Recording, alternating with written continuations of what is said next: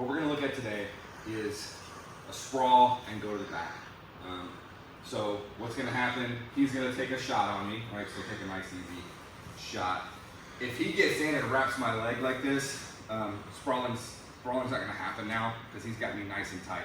So what I've gotta do is as he's on the way in, we've been practicing sprawls without an opponent, I'm gonna try to throw my legs back and shoot my hips down on the back of his head or neck, right?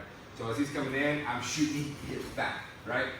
And I'm gonna pull him down to the ground with me as we go, and I wanna end up here.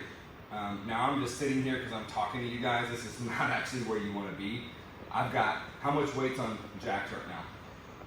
Not much. Where's the weight at? On your knees. On my knees and on my hand, right? I don't want that. I want the principles of a good sprawl and a good front headlock position are you stay there. I want all of my weight right here. On the back of his head and neck is where I want my weight going. The way I do that is I gotta be on my toes, and I want both my hands gripping something. Now, the perfect front headlock grip is that I've got a chin strap on him. So a chin strap is I've reached under like this, and I've cupped his chin, and then I've got my elbow tight at my side.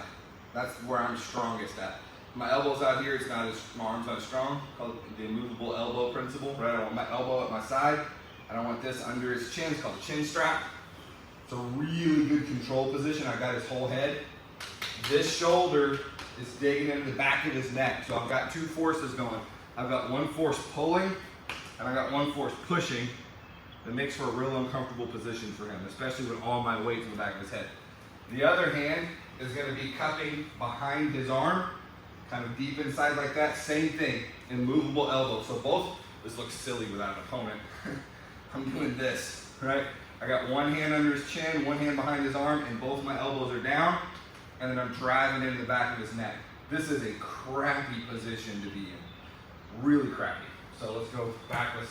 I've sprawled on him, I've ended up here, chin strap, other arm, you ready, Dex, for some weight? And then all my weight is gonna be pushing into the back of his head and neck, like this. I'm on my toes. Does that feel comfortable? No, okay. He goes, yes, no. No, it doesn't. That's a crappy spot to be. What happens though, let's get back there. What happens if I'm on my knees right here? What would you do if I'm on my knees? Oh, you can sit to guard, for sure. Come back. He's got all that space to sit to guard. He also has an easy shot at wrapping my leg up. He wraps this up, he's right back to a single leg again, right? Now I can try a guillotine from here, but I don't really like, I used to love this. When I first learned this position, I loved to go for guillotines. I would snap to here, and then I would go for guillotines. And I'd get it 60% of the time. What happens if I miss the guillotine though? If I go for a guillotine from here and I miss it, what happens? Side control. Yeah, exactly. I end up in side control with this guy, this killer on top of me, right? Just not what I want. Also, that's in a tournament situation. Think about from a self-defense situation. I can't, if I from here, I've got a pretty good view of what his hands are doing. When I go for the guillotine, I now have a hand I can't see, and I don't know what he's doing, right? So I think the best option from here is to go to the back, right? You have a good control position, and you can start to go to the back. So we've snapped down, or he shot, either way, and that's actually a really good point. Maybe he didn't shoot, maybe I just snapped him down. Let's stand up. If he shoots, we can sprawl, go to the front headlock. Also, we were going, I faked the leg, I got his head a little low, and then I snapped him down, and we ended up here, right? Same thing. It's a great spot to be. Once I've snapped him down, he starts to try to stand, let's say he starts to try to stand up on me. I can just keep snapping him, right? And tell me if I get too heavy on your neck, Jax. I'm gonna get off my knees, right? And just snap, pull him forward so he starts to go up, starts to stand up. You just keep pulling him in a nice little circle here. He's not getting up, right? See how I'm wide, I'm heavy on his shoulders, and then I would actually be, I don't want to put too much weight on it, but I would actually be here, driving into that neck the whole time. Once we're there, we've settled, I've got him pretty well pinned in that front headlock position. Then we're gonna go to his back.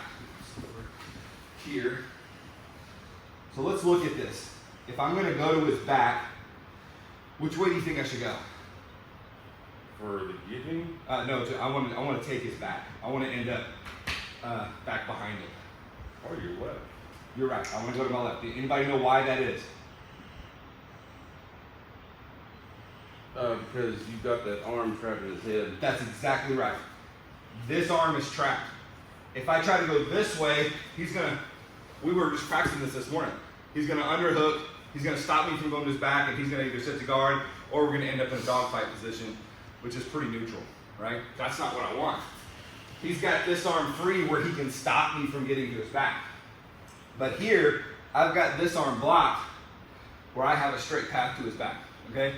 Problem is, to get to his back, I've got to let this go at some point to go here. So if I just let this go and reach for his back and start walking around, look, boom, he's gonna get me. He's gonna stop me from that back take. So what we're gonna do is, we've got this, we're gonna peel it in. Sometimes I'll even, if the guy's strong, I'll gable grip right here and push this arm across to get it out of the way, right? And then we're gonna take our inside knee, this knee is gonna come, I say inside knee, that's not a great description. This knee is gonna come across and block his arm as I go to his back. So I'm here, I got that elbow out of the way, this knee comes in, now he can't get his arm back, I just need a split second, and then I'm gonna spin. Boom, get my seatbelt grip, and now I'm on his back. I don't have hooks in yet or anything like that, but I'm to the back position with a seatbelt. There's a lot of work we can do from there, okay? So, from the beginning, we'll walk to the whole thing. Jax takes a crappy shot. Are we good, Josh? Yep. Yeah. Let's do this just a little bit. All right. Jax takes a crappy shot. I sprawl on him. Boom, I'm on my toes. Here, I'm moving his arm out of the way. As soon as I'm ready, knee's gonna come in and replace it. Switch to the back. And now I'm in a position to start the fight from here. Hold over. Get on the back if you want. If it's a big guy, you can start putting hooks in here. Whatever you want.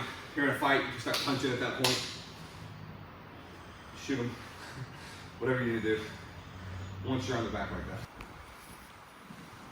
All right, so Jared takes a shot. Hips back, hanging on the head, blocking this arm. Jared starts to kind of try to stand up a little bit. I'm just gonna keep circling. So look what happened right here. His arm kind of got stuck. This is a perfect time for me to shoot that knee behind him, spin and get my good back position.